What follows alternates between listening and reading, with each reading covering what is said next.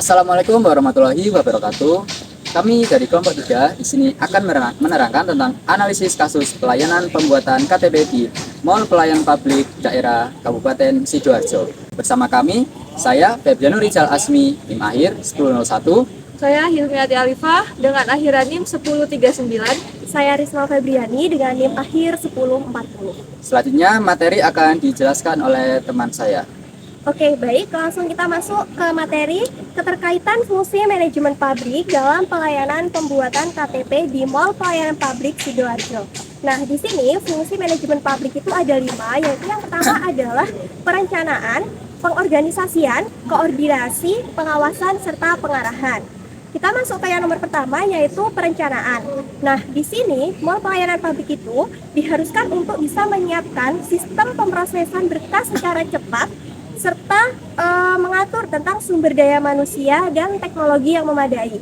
Kemudian yang kedua adalah pengorganisasian. Di sini bagaimana manajer itu bisa menata pegawai dan juga memfasilitasi sarana prasarana untuk menunjang suatu pelayanan yang terstruktur. Kemudian yang ketiga ada koordinasi. Di sini adalah seluruh pegawai diharapkan memiliki komunikasi yang baik untuk memastikan pelayanan KTP itu bisa berjalan dengan lancar. Kemudian yang keempat ada pengawasan. Di sini Mall Pelayanan Publik diharapkan bisa untuk memastikan pelayanan itu sesuai dengan standar dan juga waktu yang sudah ditentukan. Kemudian yang kelima ada pengarahan. Nah, di sini adalah aktornya adalah pimpinan, yaitu memberikan motivasi dan juga arahan kepada petugas supaya mereka bekerja dengan cepat, ramah dan juga profesional. Untuk selanjutnya dijelaskan oleh teman saya. Baik, selanjutnya yaitu keterkaitannya dengan prinsip pelayanan publik.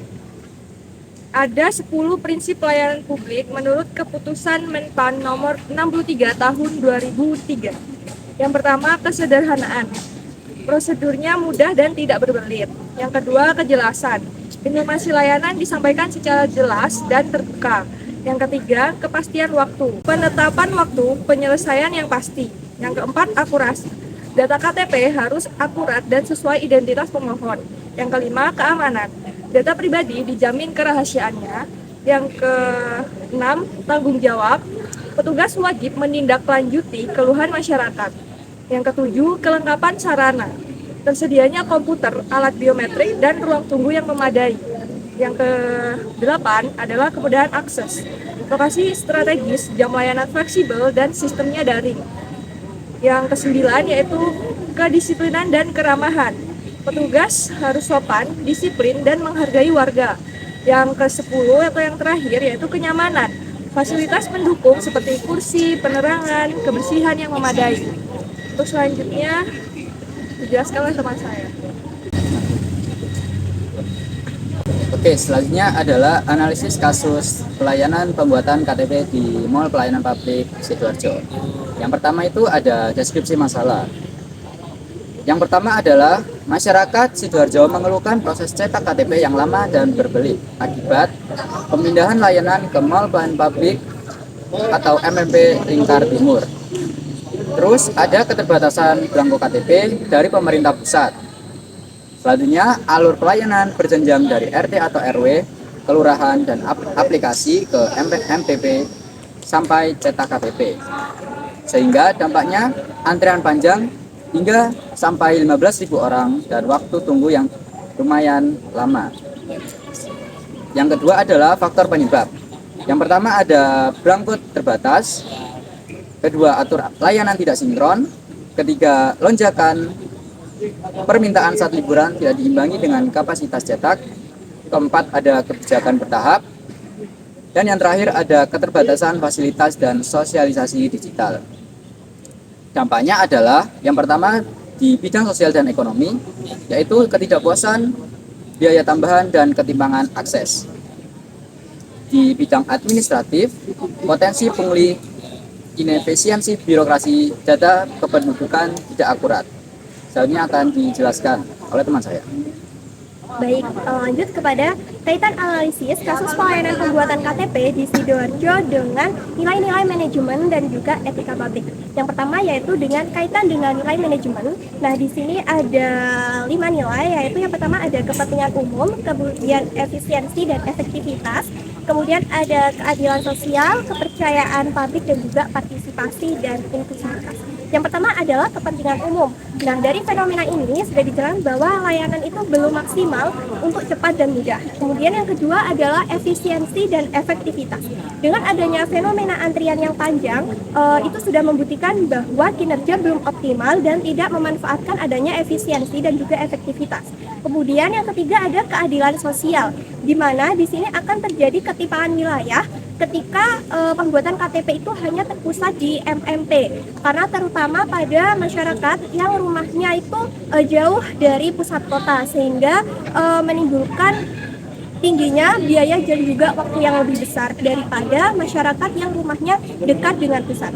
Kemudian yang keempat adalah kepercayaan publik. Di sini kurang transparansinya informasi terkait sistem antrian dapat menurunkan kepercayaan masyarakat. Kemudian adanya partisipasi dan inklusivitas masyarakat yang belum banyak dilibatkan. Nah, di sini masyarakat itu masih minim untuk masuk ke dalam evaluasi pelayanan mall pelayanan publik di Sidoarjo.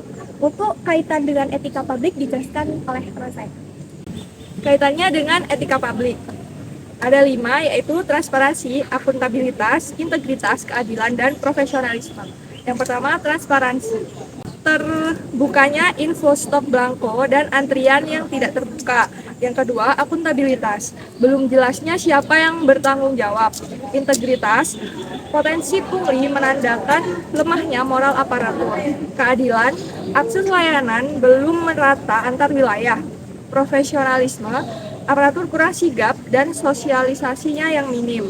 Selanjutnya akan dijelaskan oleh teman saya. Oke, yang terakhir adalah refleksi.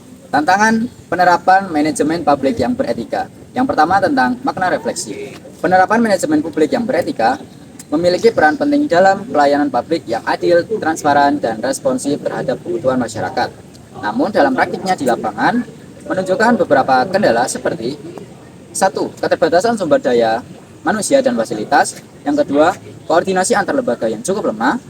Dan yang terakhir, komitmen etis pemerintah yang belum sepenuhnya tercermin dalam pelaksanaan layanan publik. Sehingga tantangan etika dalam manajemen publik yang pertama, kurangnya transparansi dan akuntabilitas dalam penyampaian informasi layanan. Kedua, minimnya komunikasi terbuka antara pemerintah dan masyarakat. Dan yang terakhir, rendahnya kepercayaan publik akibat pelayanan yang belum optimal. Sekian dari kelompok kami, dari presentasi tentang analisis kasus pelayanan pembuatan KTP di Mall Pelayanan Publik Kabupaten Sidoarjo. Dari kami, mohon maaf apabila ada kesalahan. Wassalamualaikum warahmatullahi wabarakatuh.